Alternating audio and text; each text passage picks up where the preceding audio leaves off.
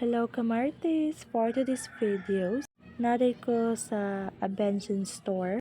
Gapili og Smart TV. Kay lagi palitan ako akong mama para na siya'y kalingawang lantawon sa balay. Gikan pa ko sa school, diretso ko sa Abenson Store. Nag-asyo ko nilag help to kayong ani nga TV. Li 55 inches ni nga TV akong gipalit para sa akong mama.